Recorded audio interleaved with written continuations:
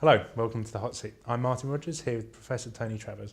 We're here to talk about the South Shields by-election and the local election results from yesterday. Tony, welcome. Hello.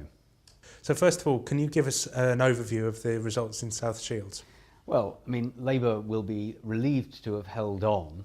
I think they felt under pressure. There was always just that sort of 5% risk that UKIP would do a big surge and Labour, as the opposition party, would have been in the awkward and embarrassing position of losing a by-election when they're not in power. That didn't happen. They've won it.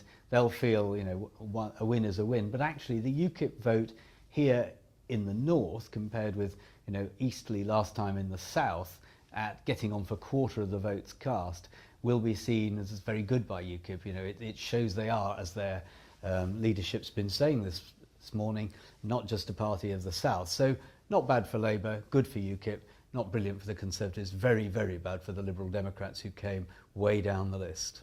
So coming to the local elections, what were the realistic expectations for the parties beforehand and how did they do in relation to those expectations? Well, of course, the first thing to remember about expectations is that the government parties always say they expect to lose vastly more seats than they really expect to. And the opposition, Labour currently, will say they expect to win hardly any, so that when they win some, it looks good. And then there were some expert projections, largely by Colin Rallings and Michael Thrasher of Plymouth University, and they come out as sort of 300, 350 kind of loss level for the Conservatives, something similar perhaps as gains for Labour as a benchmark that you might sort of compare things with. And I rather agree with those figures. As it turns out, it does appear as if the Conservatives in the end, too early to be sure, may not do quite as badly as that, but it's very early days to be certain about this.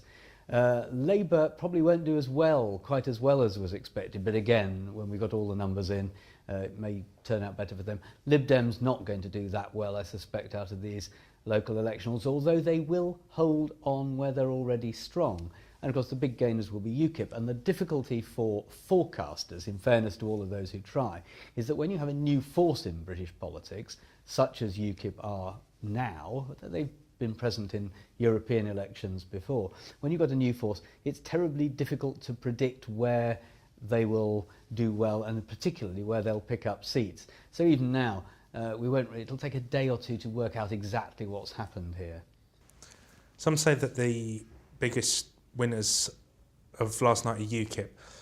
Do they present a realistic threat to the political establishment? Are they likely to win councils, maybe even MPs? How is the UKIP situation going to play out? There's very little evidence thus far that UKIP are going to win councils outright. They're going to become a bloc and in some cases the opposition party on some counties, which is pretty remarkable, and it's good in their long term because it gives them an activist base where they have a slightly better chance of winning an MP, getting an MP into Parliament at the next election, but it's still difficult for them.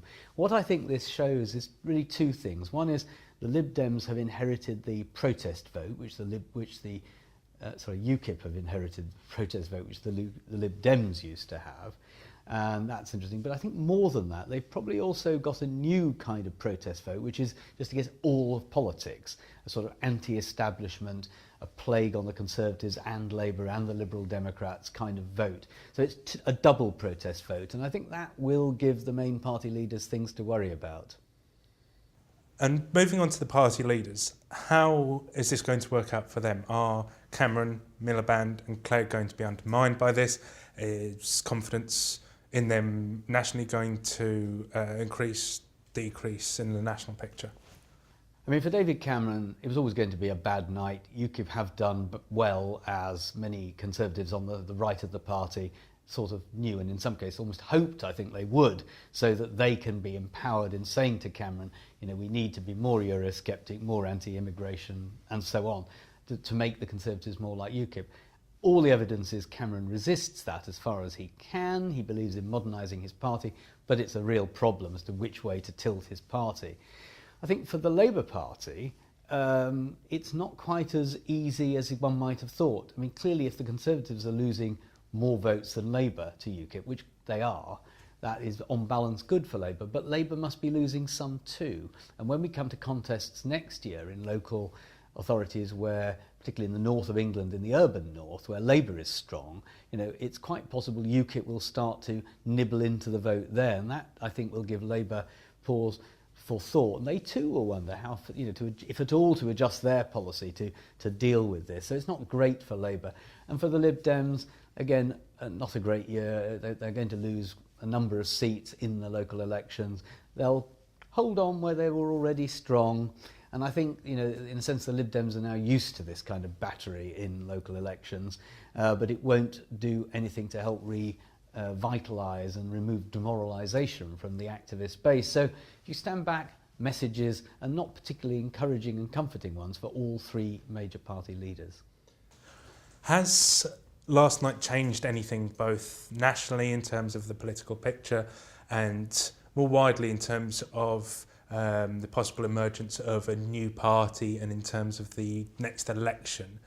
Has there been a significant earth-shattering change in the political landscape? Well, possibly yes and possibly no. I mean, let's deconstruct that deliberately unhelpful answer.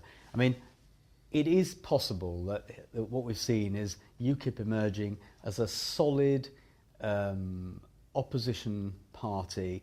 These are first past the post elections, it's worth remembering, not the PR elections, Euro elections, where UKIP have tended to do really well in the past.